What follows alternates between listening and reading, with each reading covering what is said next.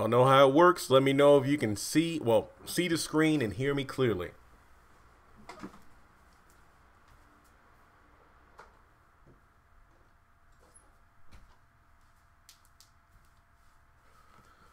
Hope this is coming through because it's raining pretty hard outside.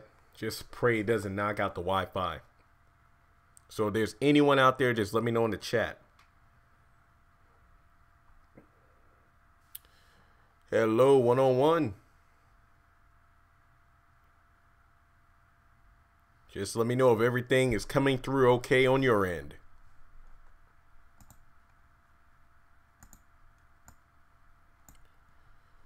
Hi, okay, Aaron, Caroline, or Callan, Caroline, how's everybody doing? Hope everybody had a good Memorial Day.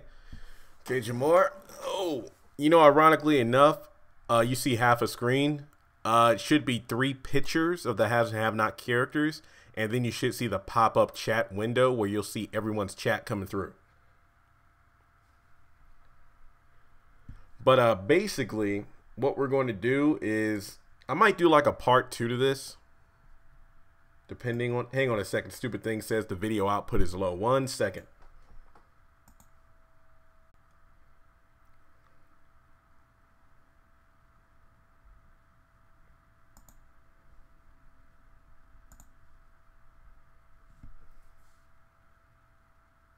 Okay, you see the screen good. I just rebooted the live stream. Like I said, it's raining pretty hard in my area, so hopefully the Wi-Fi holds up.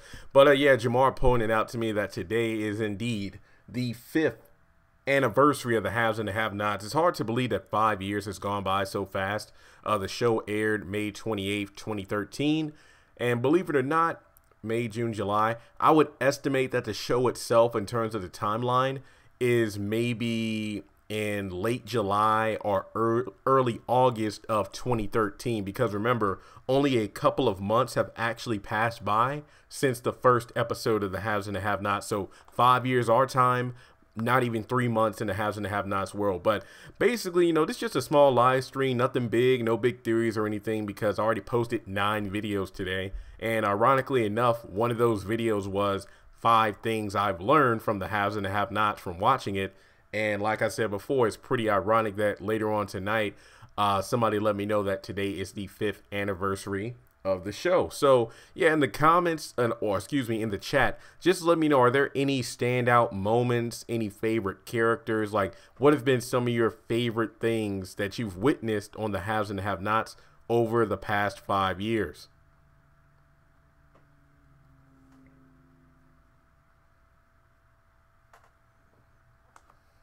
Hey, oh, hey, Cindy, I just saw you chat. Hey, Ernest.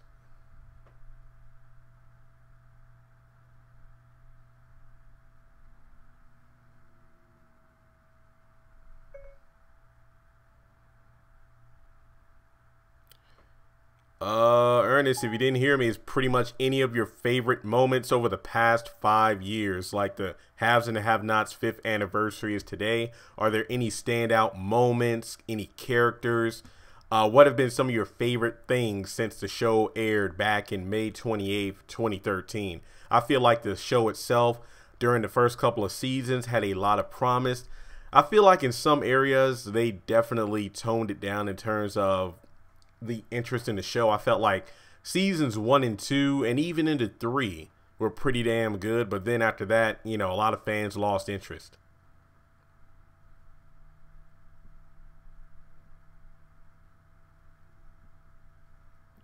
Yeah, when Veronica went crazy in the hotel lobby, that was definitely a turning point for her character.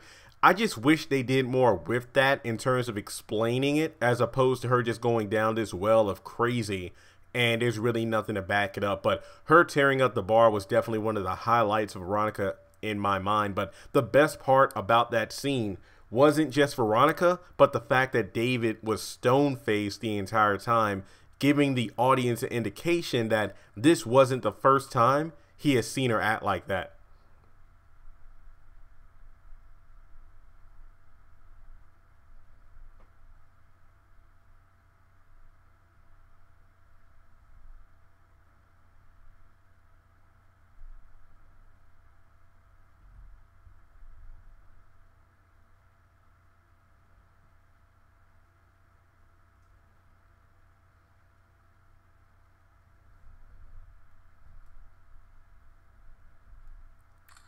when Amanda was shot, the cliffhanger for her running from room to room. Yes, that was one heck of a cliffhanger. Yet we still don't know what happened that night. It's amazing after all these years they still haven't told us. Yeah, I think everybody's busy because it's what, 10:30. People had a 3-day weekend. I bet a lot of people are asleep right now because they have to go back to work tomorrow. And it's kind of funny because 3-day weekends are amazing, but even though a 4-day week is shorter, it's one of the longest work weeks for a lot of people. And that's okay. Like, I'll definitely be up for doing another live stream probably later this week. This is something that was completely rushed because, you know, Jamar, you're the one who told me that, oh man, it's the 5th anniversary. I didn't know. So, like, I spent most of my day. Honestly, I think I went out this morning. I went to the mall.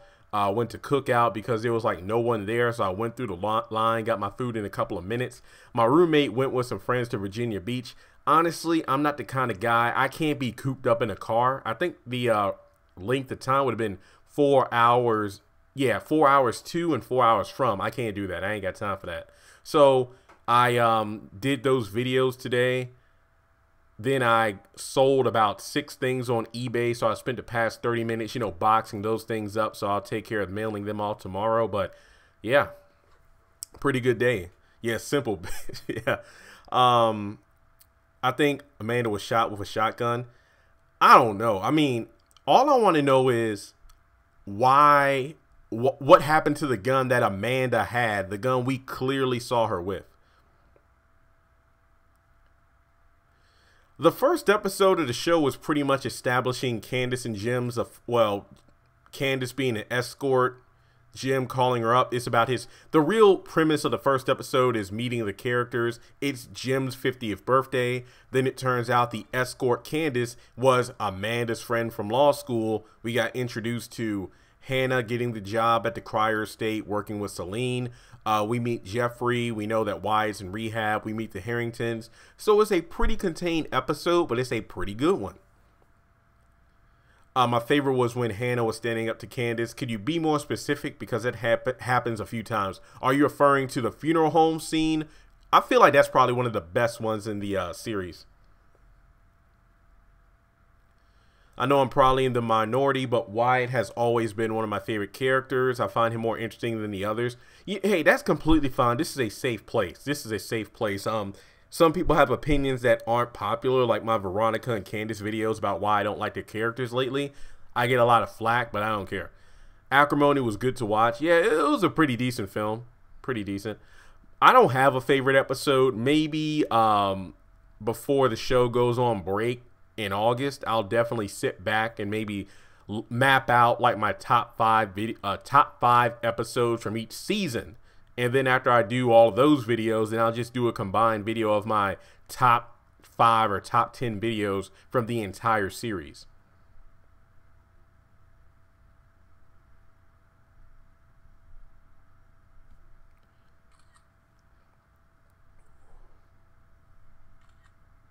But overall, you know, it was a pretty good day. I wish I would have been able to go to like a cookout or something, but in Lynchburg, it was pouring down rain, so wasn't none of that going on. Probably season 2. Probably season 2 is my favorite. I hope we get a 90-minute episode this season. That would be great. Sorry, my internet's slow. No worries, because like I said before, it's raining outside, so I hope the video isn't lagging for a lot of people.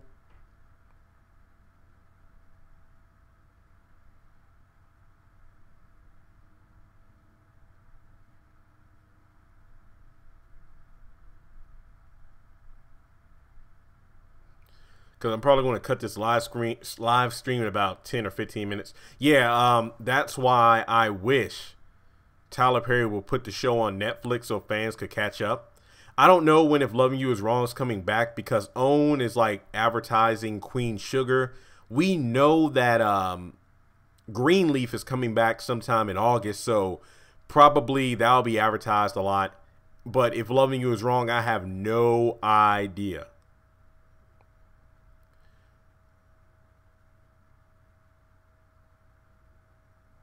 Yeah, Marvin, I know a lot of people like that who treated the show like a priority. Like they would watch it, they would drop everything and watch it. But now it's kind of like whatever. This is so off topic, but I feel bad for Gia. I don't, because I don't even know why her character is on the freaking show. I don't.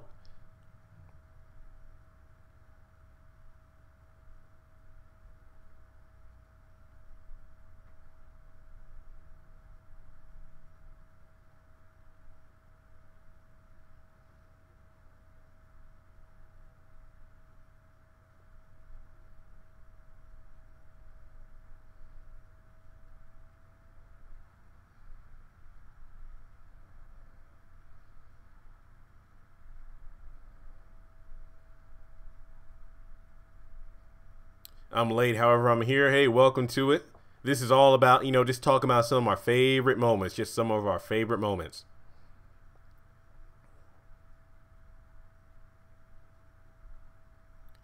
I hope Jeffrey and Erica meet again. Yeah, hopefully face to face. There's a reason Tyler Perry is setting it up so Jim doesn't meet Erica, Jeffrey doesn't see Erica's face.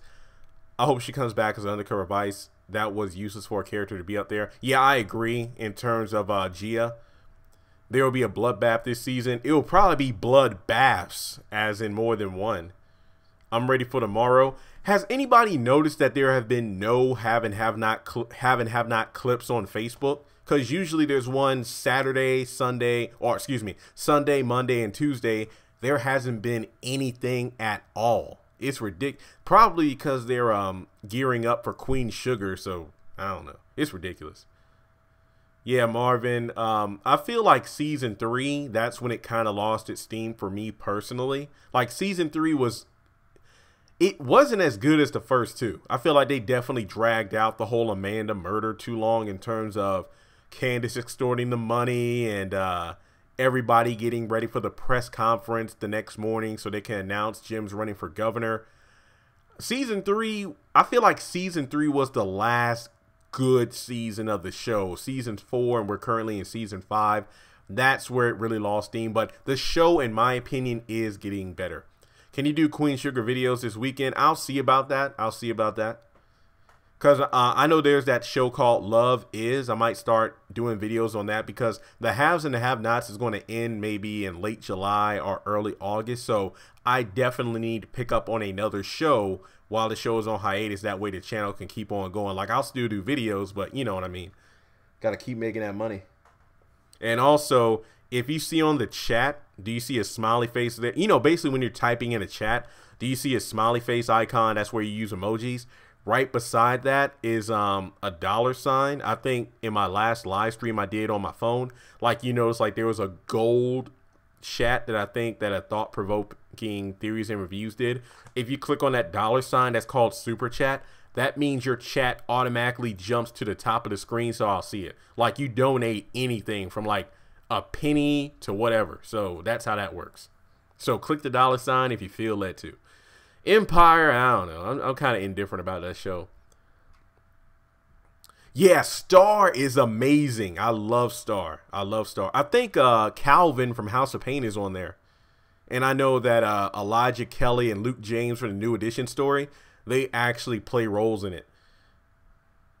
I feel that like part of the season is setting up for the downfall for the Malones. I agree. That will be amazing to see. Greenleaf is supposed to come back this fall, maybe in August. That's what I believe. Yeah, but Star is good. What, Luke James sang Luther Vandross, Dance with My Father. Amazing. Amazing.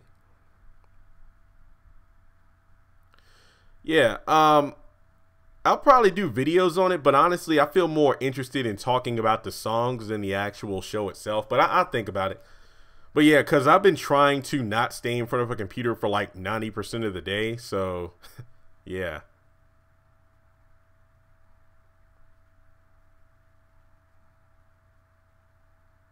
Stuff and theories about Star. Yeah, we'll see. We'll see.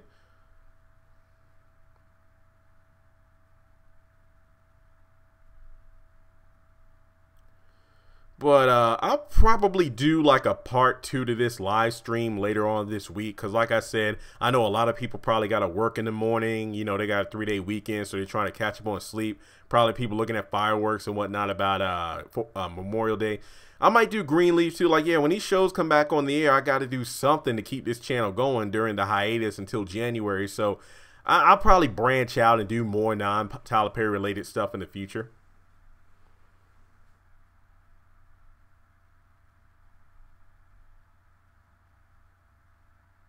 I think next season will be focused on the investigation of Malones.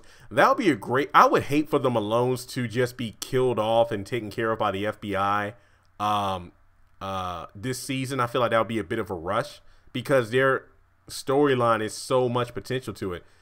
Heck, I would. You know what? Tyler Perry ought to do like a movie on the Malones. Like, I feel like that would be great. That would really take him into a new level. Like, that's straight up gangster mafia stuff. Because the Malones were mentioned in the movie, the Medea's Witness Protection. I think that was the name of the movie.